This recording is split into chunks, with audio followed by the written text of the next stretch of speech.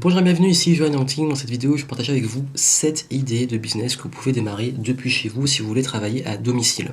C'est vrai que voilà, il y en a beaucoup qui rêvent de travailler chez eux, de plus avoir à se lever tous les matins pour aller dans un bureau pour bosser.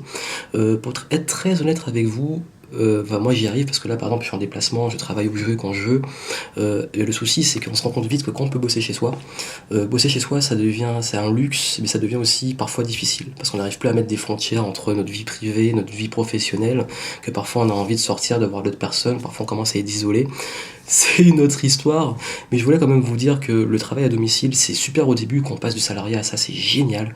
Par contre, sur le long terme, ça peut vite devenir quelque chose de qui peut parfois être difficile. Donc je voulais juste être honnête avec vous que si vous voulez vous lancer, ça peut être cool, mais qu'il n'y a pas forcément que des bons côtés.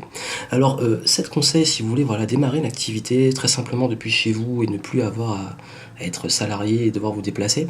La première chose, ça peut être, vous pouvez être freelance. Donc freelance, il y a plusieurs façons de faire. Ça peut être graphiste, ça peut être créateur de site web, ça peut être prestataire de services en programmation, bref, de vendre votre expertise à des entreprises. Vous pouvez par exemple poster une annonce sur des sites comme Upwork, Elance, il y a des sites spécialisés en fait, où vous postez des annonces, vous dites vos compétences, et vous pouvez aussi aller voir ce que les entreprises, ou enfin, pas particuliers, mais des indépendants cherchent comme prestations, et répondre à ces appels d'offres pour proposer vos services de création de sites, de graphisme, etc. En fait, donc du coup, vous allez pouvoir travailler chez vous avec votre ordinateur et faire ces prestations de création, de programmation, de créativité depuis chez vous ou depuis travailler d'où vous voulez en fait. Le but c'est de travailler à domicile, mais vous pouvez travailler d'où vous voulez parce que parfois au bout d'un moment, chez soi c'est pas évident. Deuxième chose, la création de contenu, vivre de son contenu.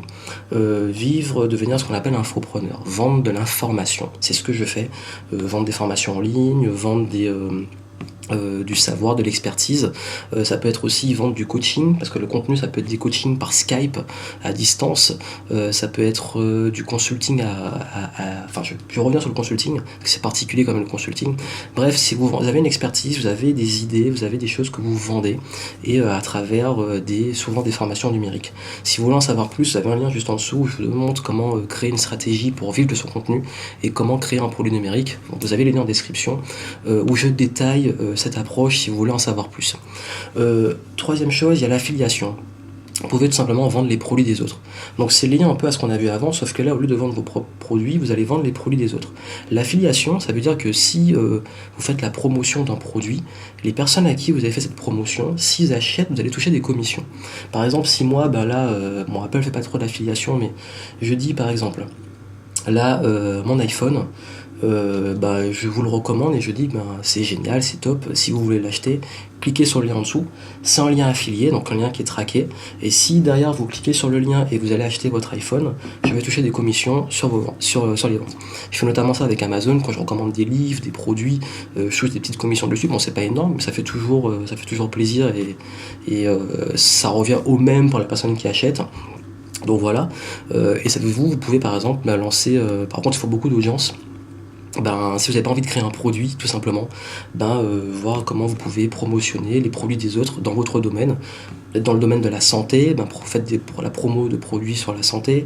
Dans le domaine des cosmétiques, pareil. Si vous faites du conseil en séduction, mais vous n'avez pas envie de créer un produit dessus, faites la promotion d'un coach en séduction. Bref, il y a plein de façons de faire, c'est promouvoir les produits des autres. Vous pouvez le faire aussi depuis chez vous, en créant du contenu, en faisant de la publicité, etc.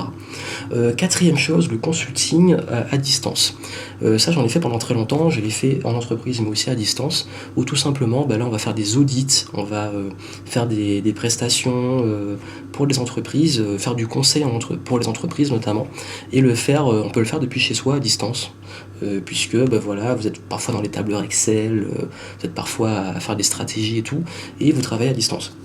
Je faisais ça, je mettais en place des stratégies sur les sites internet, je mettais en place des tunnels de conversion, je faisais ça beaucoup pour des entreprises à distance, et c'est des contrats qui me permettaient de vivre pendant que j'ai développé mon activité justement basée sur la création de contenu et l'affiliation. Vous avez également l'assistance, vous pouvez devenir assistant. Il y en a beaucoup qui le font.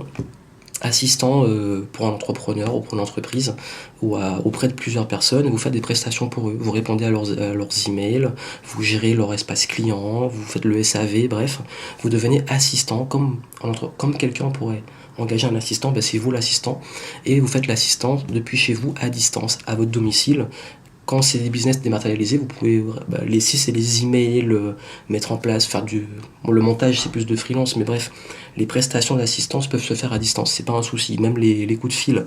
Donc ça, vous pouvez le faire aussi depuis chez vous, et pareil, il y a des plateformes, les plateformes dont j'ai parlé avant en tant que freelance, pour mettre votre CV, mettre vos prestations, et aussi aller trouver et on va dire postuler auprès des personnes qui cherchent des assistants. Vous avez également Community Manager, la modération. Ça, j'en ai fait aussi quand j'étais plus jeune. Je modérais des forums et des sites de jeux vidéo. Vous devenez modérateur. Vous gérez les pages réseaux sociaux ou les forums d'une entreprise, d'une boîte, d'un groupe. Du coup, vous faites de la modération, vous répondez aux commentaires, supprimez les trolls, les insultes.